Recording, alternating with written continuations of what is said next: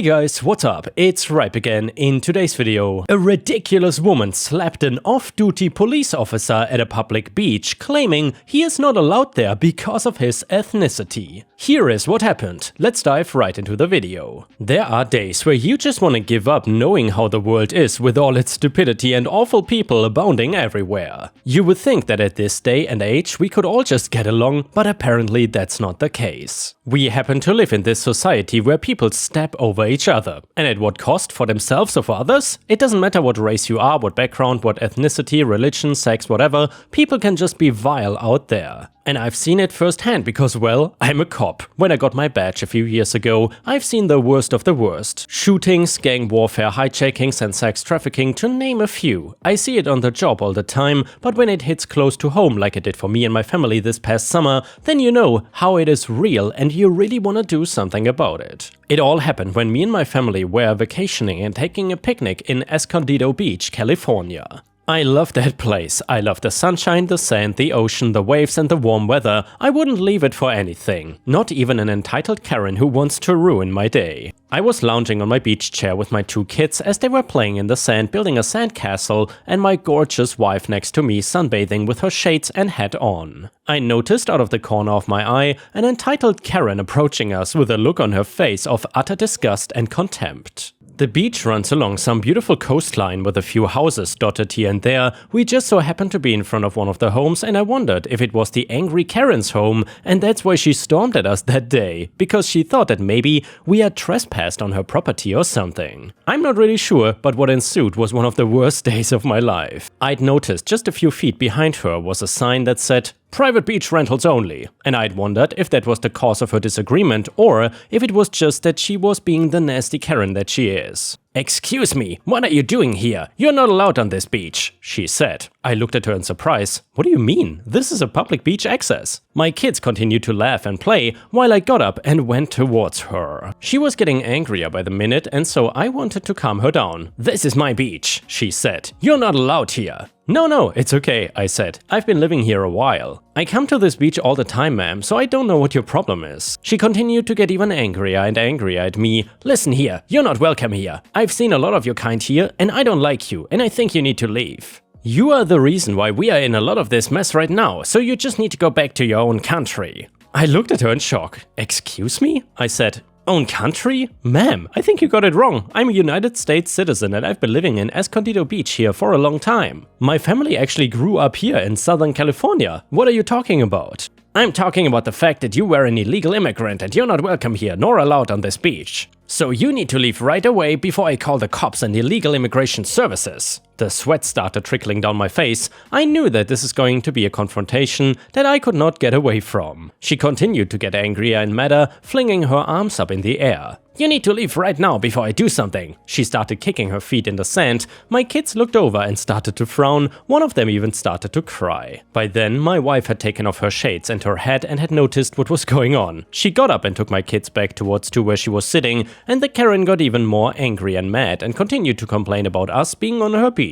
Which really was not her beach at all. "You're all Mexicans, right? I've seen a few of you here last week and they got deported as well. So now it's your time to go. If you don't leave, I'm gonna call immigration services and they're gonna boot you back to your country." I continued looking at her in shock. "Ma'am, we got every right to be at this beach. We are United States citizens and we have been at this public beach since for as long as I remember, and we are not leaving. These are my kids and my wife. We're going to continue to sit here and enjoy our afternoon, and you can just go on your merry way and leave us alone. Is that okay?"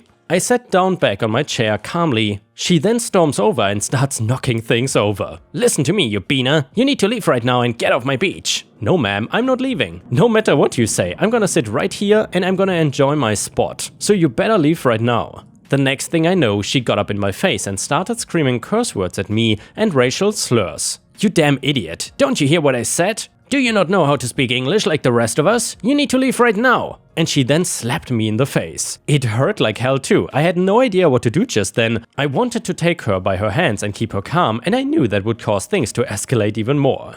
I couldn't believe what had just happened. One of my other kids started crying, and my wife had to console them and shield their eyes from this angry Karen. I had no idea what else she was capable of doing or what she would do. She said, "You need to leave right this minute and get your whiny ass children out of here and go back to Mexico. I don't know why you're even here anyway. There ain't no jobs for you." I saw some people in the background witness what was going on. Some of them gasped and covered their eyes and put their hands to their mouth. I could hear murmurs in the background saying, "What does this lady think she's doing? And why is she doing that? We better leave right now," and so on. As an officer of the law, I've been trained in incidents like this. I remember one time when my partner was cursed at by a crazy bum over on Venice Beach. We had just gotten back from lunch and we were off duty at the time, and the homeless person was shouting curse words at my partner because he was black and didn't like them. But my partner remained calm and de-escalated the situation like he should have. And that's exactly what I did in this situation. I did not say anything. I looked the Karen straight in the face and I stood my ground while my wife took my kids back to the car. When I stood up though and tried to de-escalate the situation, that's when the Karen got even more mad and kicked sand at me. She then threw a beach ball at my face and went straight for my face again with another slap. And that is when I knew that I had to do something. I was not just gonna let her take me out and continually assault me. I was an officer of the law and I was off duty, but I was not gonna stand for this. I went back to my beach bag that my wife left behind, pulled out my badge, my handcuffs, and yelled back at the Karen who got closer to me. "My name is Javier Iglesias. I'm an officer of the law and you are under arrest for assault. Get down on your knees right now. I'm gonna handcuff you." She stepped back a little bit and I thought that she was gonna try and slap me again. Then, like any Karen would do, she started getting on her knees, weeping and crying. Acting like a poor little baby trying to will herself out of the situation that she got herself into. "You did this to me. You made me do this. This is my property. This is my beach. I come here all the time and you're not welcome here. You're an illegal immigrant and I'll have my justice. I'm gonna sue you all. You set me up. You're like the rest of them. You cannot arrest me. You're not a police officer. You don't even freaking live in this country." I radioed for backup as she got angrier and more intense and the situation escalated with crowds now standing all around us. She was kicking and screaming on the ground trying to get free from the handcuffs and yelling at me. I thought she was gonna charge after me or kick me in the face, but I remained at a distance and tried to calm her down. Within minutes, police officers arrived at the scene with all the cruisers and the flashing lights. "You set me up, I'm gonna sue you all. You did this to me. Screw you." I talked to the police officers about what went down and how she assaulted me. Some witnesses came up and gave their statements. That was probably one of the worst days at this beach I've ever had, and I recall now that I never went back. Me and my family, we vacation now further south, closer to Mexico. I feel as though America has become absolutely unsafe at this point, no matter what background or race you are. A few months later at the trial, we finally got our justice.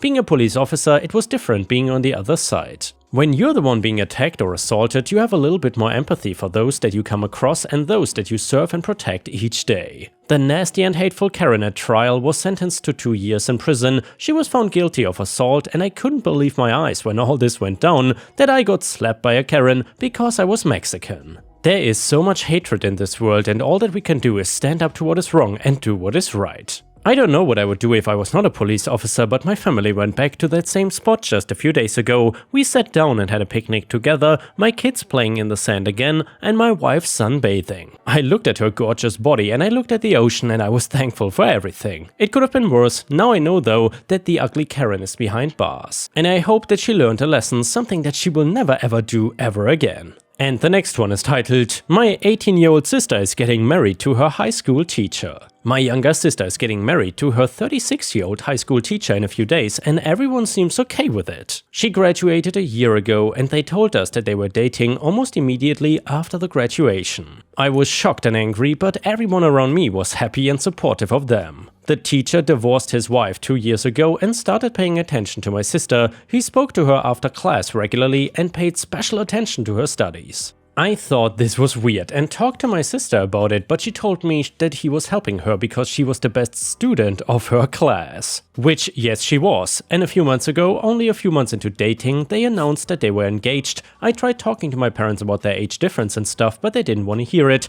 I talked to my sister and she told me that she is happy and that she loves him. We live in a small town with a tight-knit community and everyone else is supporting their marriage. I'm feeling useless right now and I'm angry at myself. I was unable to protect my sister and I feel like I failed my duties as an older sibling. I hate everyone around me. How do they not see what's going on here? And here, ripe stars, let me know what you think about this so far in the comments. Update number 1. The marriage happened. I contemplated not going to the ceremony, but I didn't want to hurt my little sister, so I went reluctantly. My blood was boiling throughout the whole thing. Everyone who came to the ceremony congratulated them. I could not even look at the teacher in the face because I was so angry at him. I hated the whole thing and I'm leaving this town tomorrow. I had some interviews lined up and got selected in one. It's in a city and I'm moving tomorrow. I cannot stand these people. My parents think that getting married to a good guy with a stable job is the best thing that could have happened to my sister, and my relatives agreed. He groomed her though. Why doesn't anyone else see that? I wanted to scream at everyone. When I told my sister I was leaving, she cried. I reassured her and told her that I wasn't angry at her. I made it clear to her that she could contact me anytime under any circumstances and that I would be there for her.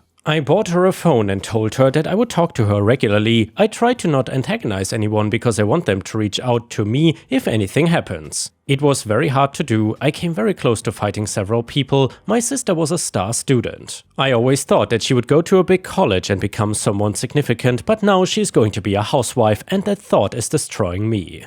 I was not harsh on her because I'm hoping that she wakes up soon and I want to be there for her when that happens. I want to support her and see her full potential and I'm wishing it happens soon. Edit, I've told her not to have children until she's sure. She has a contraceptive implant and I told her not to get it removed for at least a couple years. I told her to tell me if anyone ever pressured her to have it removed and I really hope she follows my advice. Edit number 2, I'm just checking the comments and the amount of people defending the teacher is insane. People like you are the problem. She was groomed since she was 16, why can't you see that? I wouldn't have any problem with her choices if she wasn't coerced into them. Him being an older man is not my issue here, him being her teacher is. Also, I don't think that being a housewife is bad. What I don't like is that the choice of something more is being taken away from my sister. As for the phone thing, my parents did not allow my sister to own a phone. She had to use the landline if she wanted to talk to people. That's why I bought her a phone. Update number 2, I wanted to share another update on my sister's situation, since it's been a year and the situation has changed significantly in a positive way. So, since the marriage a year ago, I've made it a point to talk to my sister regularly on the phone that I gave her.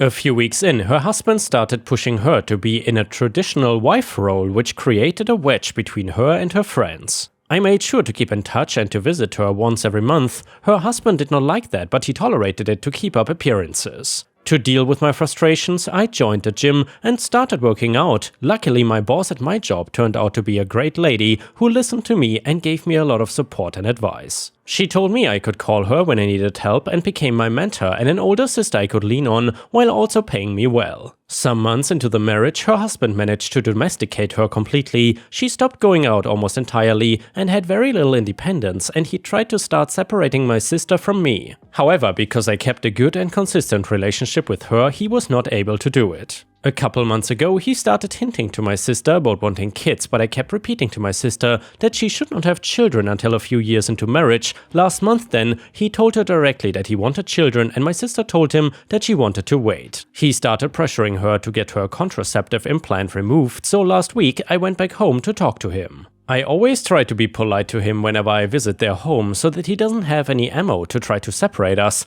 During conversation I brought up that he was pressuring my sister to get her contraceptive implant removed. It escalated into an argument with him saying that he had a right to have children with his wife. When I didn't back down, he got frustrated and took a swing at me, which didn't connect properly. I didn't hesitate in punching him back in his face. He fell backwards and started howling in pain. I wanted to do that since this whole ordeal started, and it was satisfying. I think him hitting me was my sister's wake-up call. He called the cops and told them that I assaulted him. Fortunately, I make sure to record everything whenever I visit their home. I use my Apple Watch for this and it's a great tool for stealthy audio recording. I called my boss and told her about what happened and she promised to send a lawyer just in case. When the cops arrived, my sister took my side, which surprised her husband. With me being a woman and with the recording, the cops also took my side. The lawyer arrived after that and I told her husband that I was taking my sister with me. He tried to protest, but the lawyer warned him that I would press charges if he stopped my sister from leaving. He reluctantly let her go and she has been staying with me for the last week.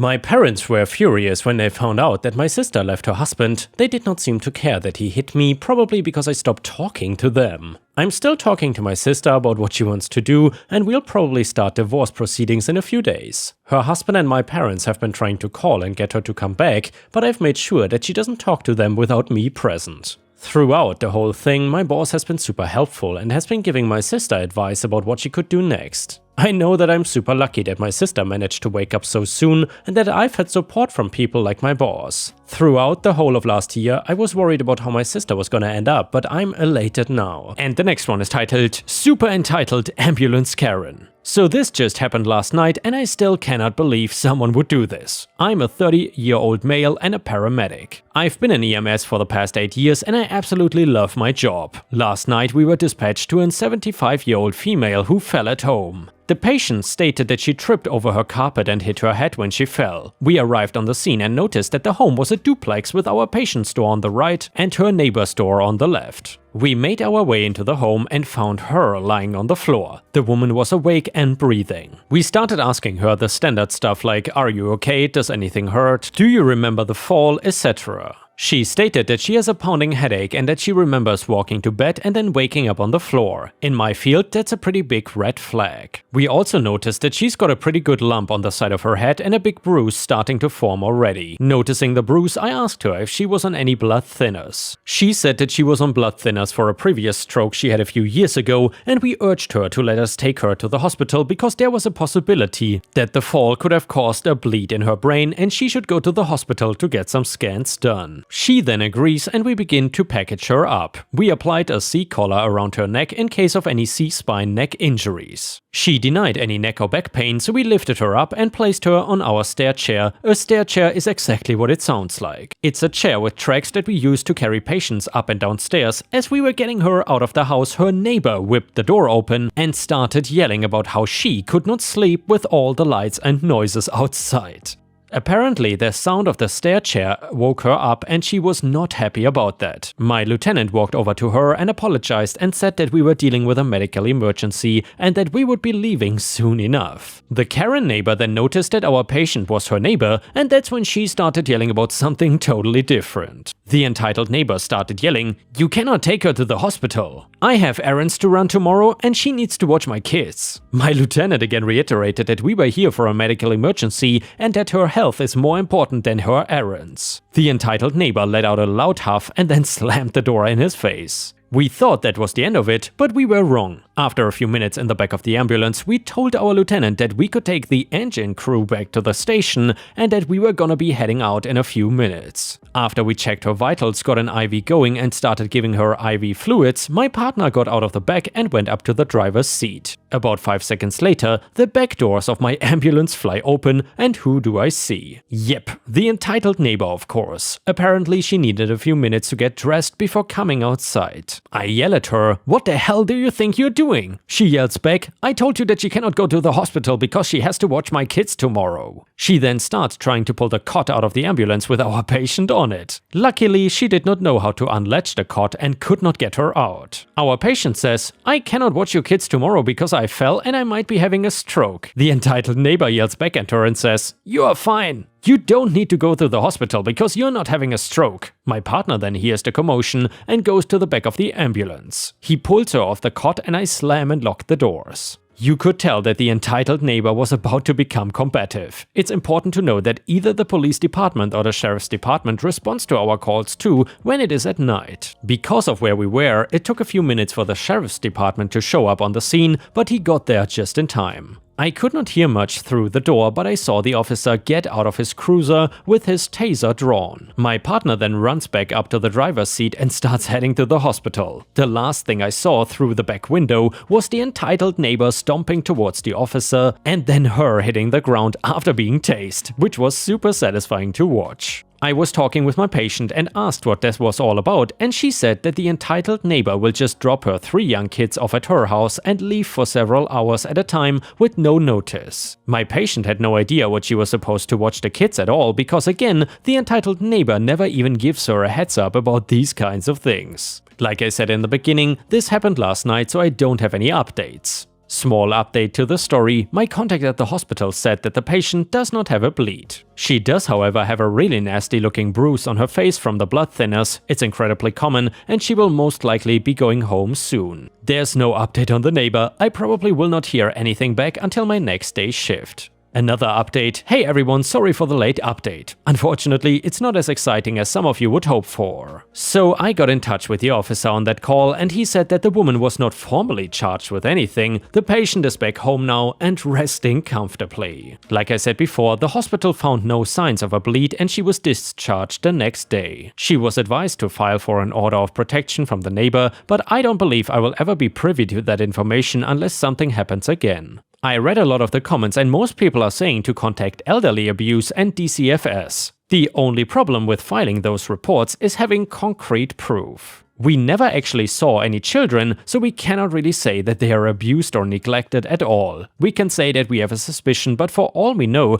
they could be living their best lives at home with the entitled parent. If the entitled parent had left and abandoned her kids, then that's another story. Calling DCFS without any signs of child abuse and just working off hearsay can just cause more problems if the accusations are unfounded. And by the way, the same can pretty much be applied to elderly abuse too. We have no actual proof of elder abuse occurring. The entitled neighbor was not involved in the actual fall, and there was no suspicion for any kind of financial, physical, emotional, or social abuse. The way our neighbor talked about the kids getting dumped on her was in more of an inconsiderate way and not in an abusive way. Long story short, the entitled neighbor was just kind of a butthole. I am however hoping that the patient presses charges for assault, but I don't know if she will. And yeah, ripe stars, I guess in this story the entitled neighbor is simply that, just an entitled neighbor and maybe not an elderly abuser, at least that's what I would hope for. As far as I could see though, there were no further updates to this story, so I think in the end everything was okay. Then again though, I would not really want to live close to a neighbor like that, and I certainly would not let my elderly mom or even my grandma or someone live next to someone like this. And yeah guys, if you cannot get enough of my content, please don't forget to check out my podcast by searching for Ripe Stories on all major podcast platforms such as Spotify, Apple or Google Podcasts. Furthermore, you can find bonus content by going to patreon.com/ripeyoutube or by clicking the join button here on YouTube. For a small monthly fee, you will get access to dozens and dozens of exclusive videos you won't find anywhere else. Thank you so much for watching and I hope to see you again tomorrow.